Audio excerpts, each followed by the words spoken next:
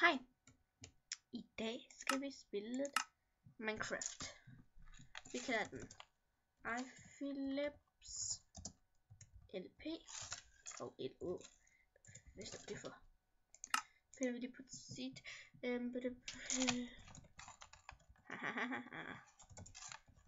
Don't glad. Se. Alle dem der godt kan lide en uld, der hedder Freaky Wolf, er totalt awesome. Ikke også, Maria? Ups, undskyld tallerken, undskyld kop. Godt, der ikke var noget i. Sådan. Ja, lad os kigge på sagerne. Hvad skal vi loade? Yay! Wow, det er godt nok lige.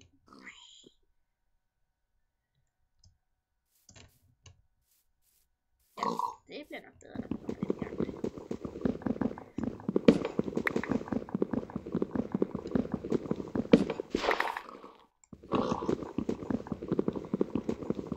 Alle ved det første læg. Det sker for alle, næsten. Så det godt, jeg ikke optager med fraps.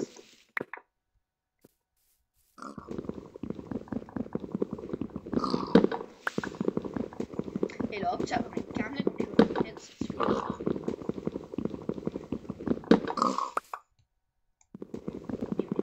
Den gamle computer spiller på det på en gang træk. Lige op på 160, så skal vi have noget mine.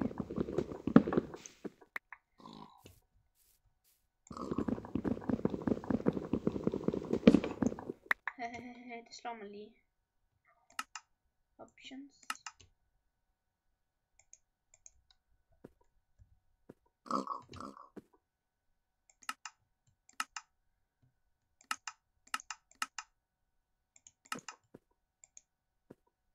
Yes, sådan der. Perfekt.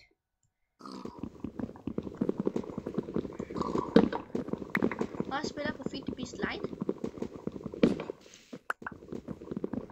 Så kommer vi til at se, hvordan det går. Og jeg er en totalt god til det her. Det siger allerede nu. Men ja. Jeg har mange gange tænkt på, at jeg bare vil prøve at blive dygtig. Men det er svært, når man er noob. Kul. Lækkert. Okay, vi laver det. Hvorfor gjorde jeg det?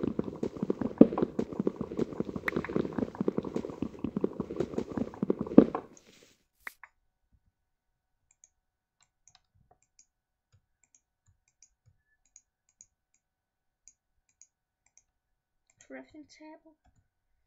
Workbench. Hvad man nu gerne vil kalde det. Stick. Planks. Pickaxe. X. Væk. Sticks. Skovl. Godt lide at sige alting på engelsk, undtagen i skoven. Det er bare kaldt skovl. Cool.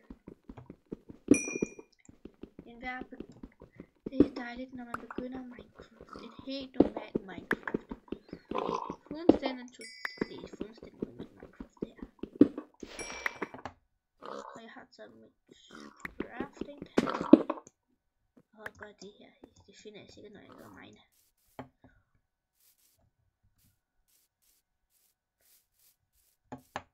Så sådan der, jeg synes, der er mærkeligt. Midt ude i ingenting, så er der lige sådan dyt. Nogle blocks med vand. Okay. Måske stammer de herovre fra, men alligevel. Det er underligt.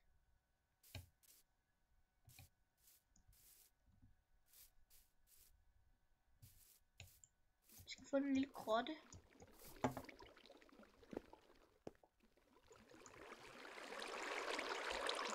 Basic grotte.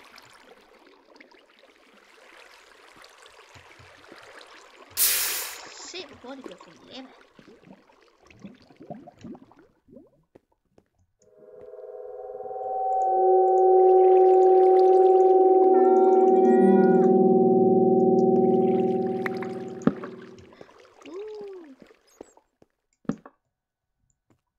Kopper. Det var det hedder. Kopper. Og sten.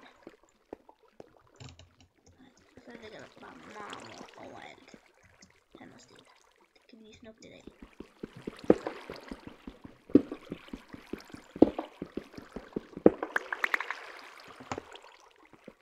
Det var det basic.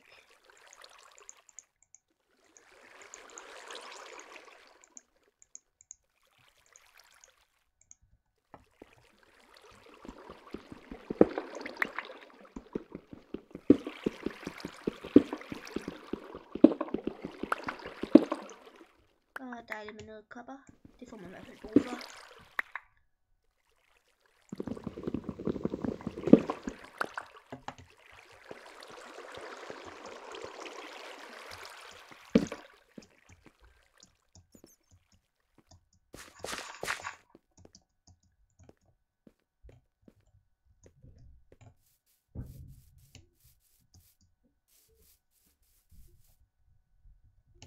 Hvorfor gjorde det?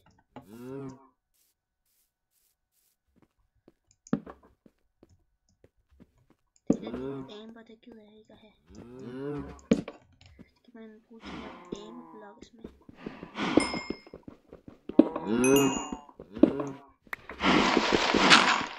Og lyden.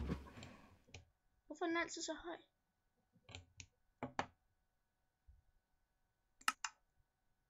Jeg har den kun på 5. Så den lige på 3 så.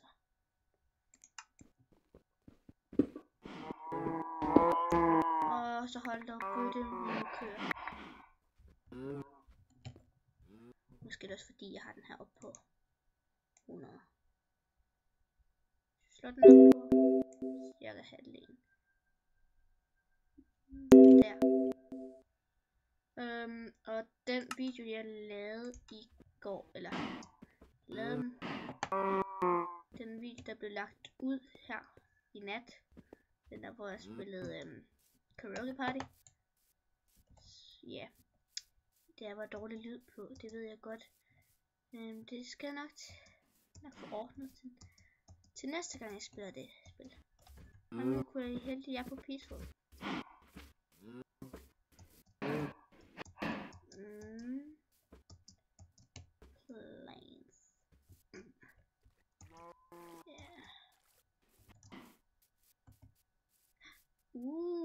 Her. Det er et godt sted. Rubber tree. Det er godt at bruge et sted, hvor der er masser af rubber trees. Nu skal jeg her omkring med den her sø. Det er meget flot.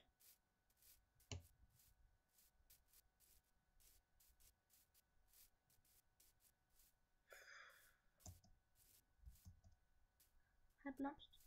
Okay, måske lidt længere væk fra den sø.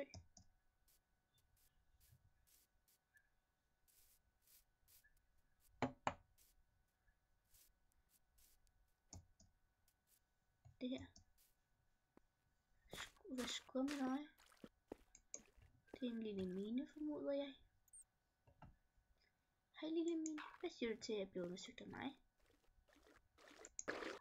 Så skal jeg lave nogle flere fakler. Jeg har brug for kul.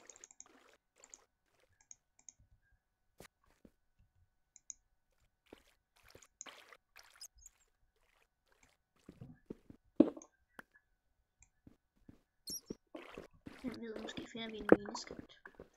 Der.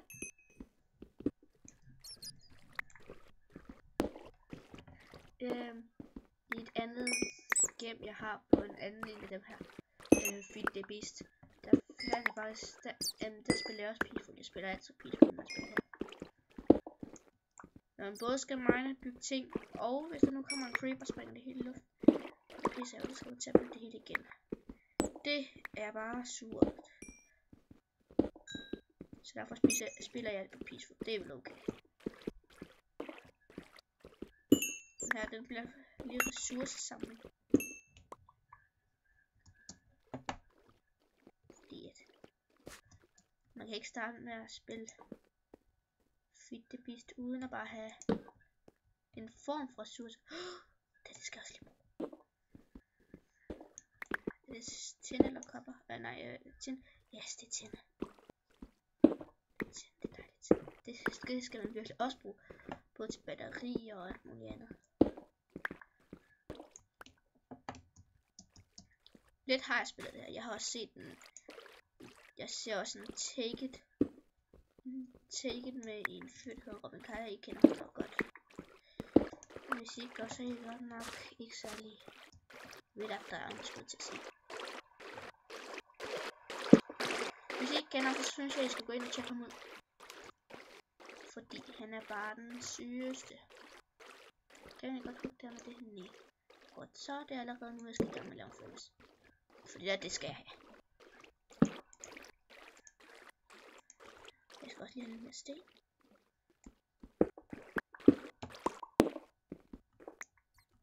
Perfekt.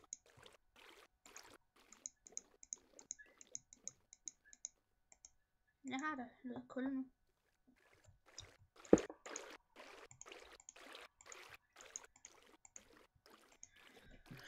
Fyrs, du kan jern det nok.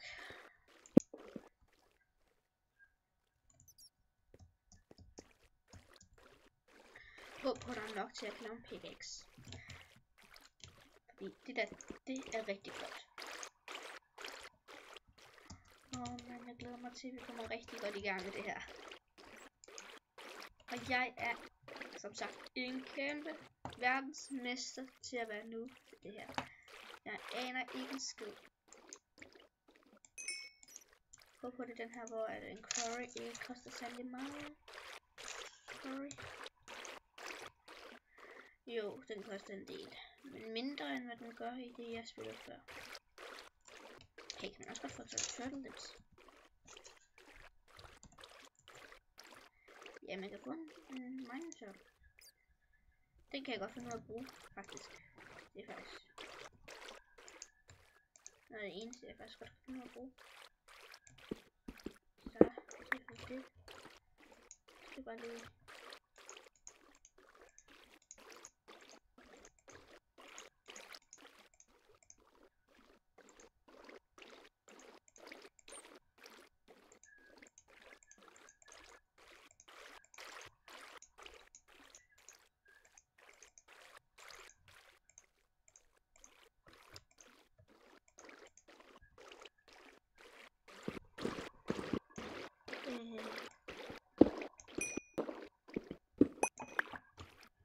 Der var 2 stykker. Et stykke svær. De er nok nu. Mangler en blå.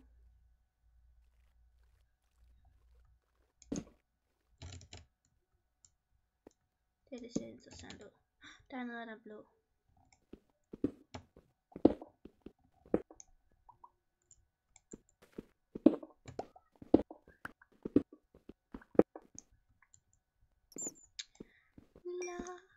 Der er faktisk meget blå, dejligt. Det her det er lige så godt som diamant. Det kan være på obsidian. Der skal man bruge diamant. Laver den lige om lidt. Jeg skal bare lige... Ja.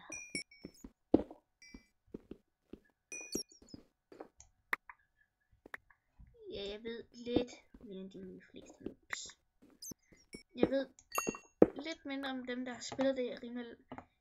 lidt mindre end dem, der har spillet i nogle uger, lidt mere end dem, der lige er begyndt. Så ja. Men ja.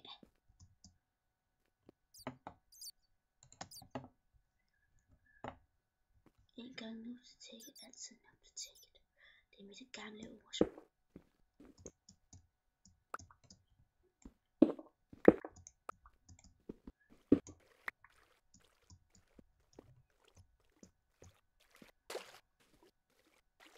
Og vi går den anden vej.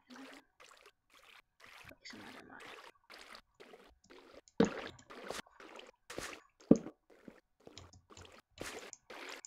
Hvor mange diamanter er der opad, tror jeg.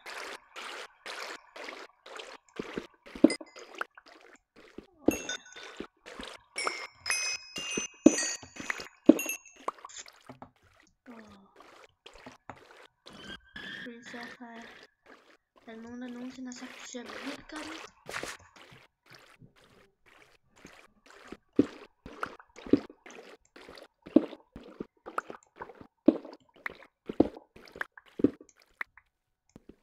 Dengang jeg lige var begyndt, ja, der lød jeg lidt som om, at jeg lavede video, hvor jeg så var en videnskabsmand, der havde kommet ind i en anden dimension, hvor der var nye blocks og alt muligt, hvor der bare skulle undersøges, hvor man skulle lave maskiner for at overleve.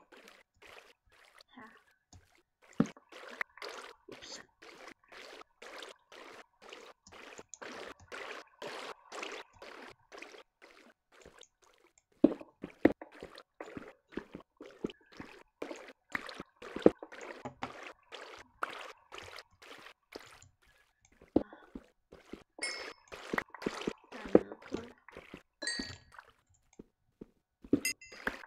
Jeg er meget koncentreret, når jeg laver det her, fordi vi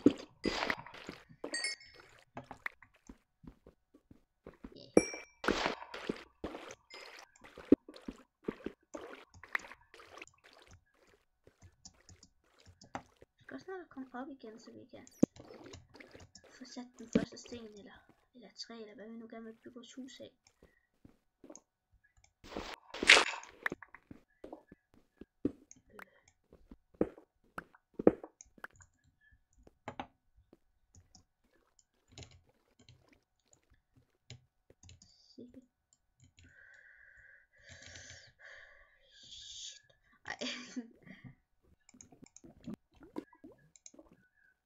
Kom så, forsvind fra mit åsyn. Jeg gider ikke at se på jer, lava.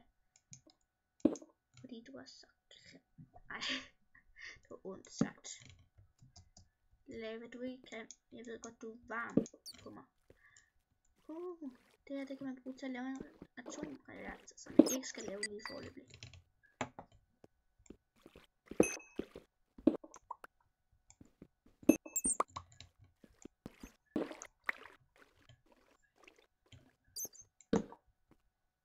Fordi jeg har ikke engang lavet min første reaktor.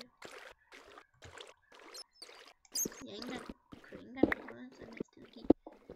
I starten kører man nok for det meste på kulenergi. Eller hvis man er totalt hardcore, kører man på vindmølleenergi. Hvis man er endnu mere hardcore, så bliver man hernede i 2 første episoder. Og finder nok til curry og muligt andet pæk, som vi nok aldrig nogensinde finder råd til. Jo, det skal man nok. Er det ikke 11 diamanter, sådan noget koster? Plus en hel masse andet. Solspil, ej.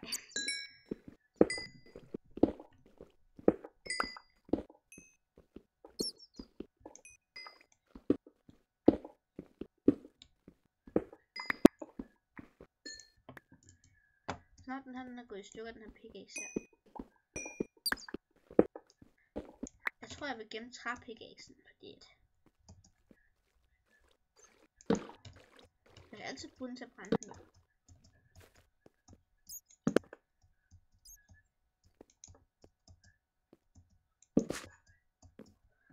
Det var derfor, jeg gik opad, for at få det her stykke jern. De her 2 små stykker jern. Bare lige for at sige, her har Pirate. Og der var ingen skid. Hvorfor kunne jeg oversætte jern?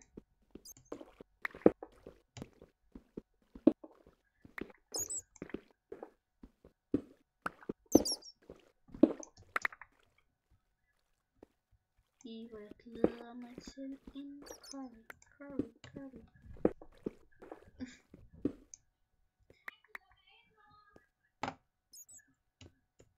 Undskyld, hvis I kan høre noget baggrundsstøj.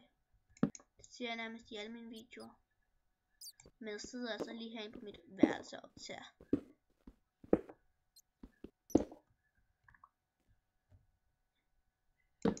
de er ikke... Ja. Hey, så vil jeg gerne lige sige noget, som jeg har prøvet sagt hele ugen. Maria kom på Skype. Det er fordi, at hun har ikke været på Skype i lang tid. Og nu skal det altså bare blive lidt Skype-tid. Så vil hun ikke godt nok. Please, du ser det her, det ved jeg. Og hvis du ikke ser det her, så er du bare nu. Nu til alting. Nu til at stå på hovedet. Det er hun. Maria. Lad være med at benægte. For det ved det alle sammen. Du ved jo, alle dem, der ser mine videoer, de tror kun på mig. Ja, de tror kun på mig. Ja.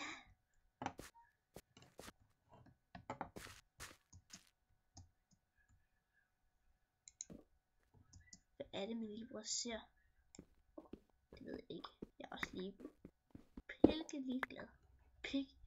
Det er et dejligt ord. Dejligt med noget kul. Smukt er det. Synet af kul om julen. Det er det, jeg ønsker mig hvert år i julegave. Men jeg får det bare aldrig. Okay, hvis du ikke giver mig kul i julegave i år, så slår jeg dig ihjel.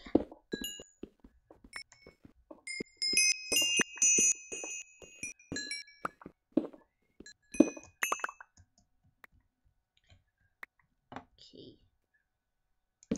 Ja. Det går jo fremad, det her. Nej. Jo, bare roligt. Jeg troede lige, det var 2 sten. Det kunne ikke være så godt, fordi det skal jeg nemlig få til. Det var fint. Og godt med noget kul. Det er altid godt med noget af det her. Ja, der er også rød her. Så mangler vi først diamant. Kun. Der er noget med blå der. Og her er det her.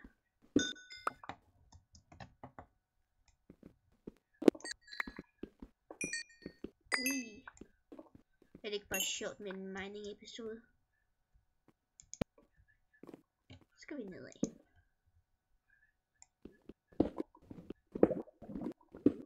Og jeg stopper den her episode, når jeg har fundet mit første stykke diamant. Kan vi ikke sige det?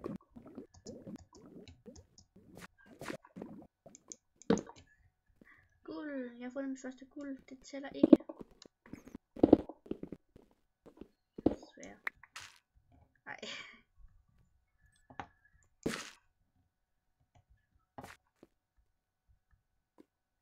Ved den her vej. Måske nogle flere fakler.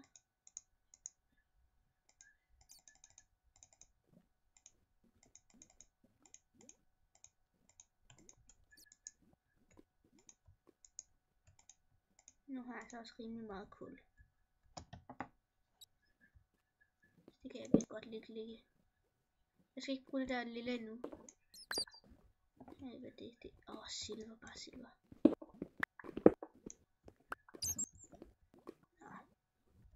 Ja, vi tager det sgu bare alligevel. Der er ikke noget spændende her.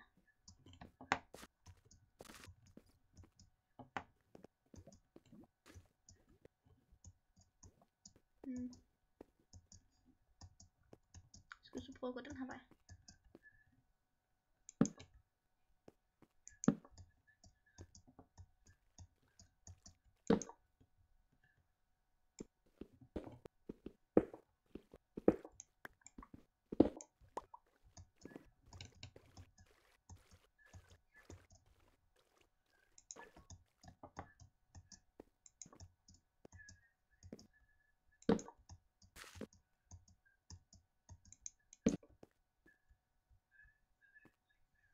Okay, vi gik hele vejen her for at komme ned igen. Det er altså bare nice.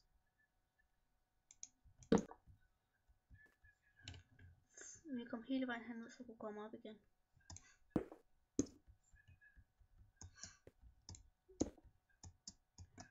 jeg spiller død for mand. Jeg hænger og finde diamant. Og nu gider jeg ikke engang prøve. Dejligt.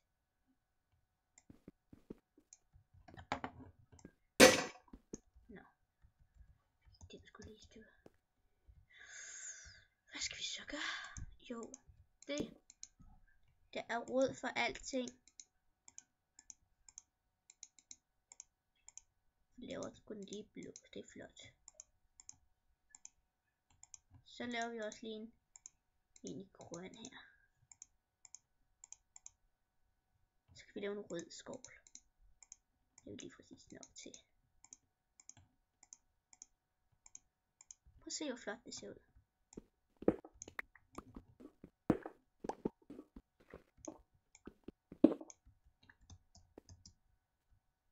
Men jeg tror også snart vi skal til at sige farvel. Fordi at det her, det skal jo ikke blive, så det må jo ikke blive for slange. Og den har allerede været rimelig stykke tid den her. Så jeg tror jeg vil sige at det kunne godt blive sådan en lille episode, hvor vi så miner videre i næste episode. Så hej Philips er nu offline.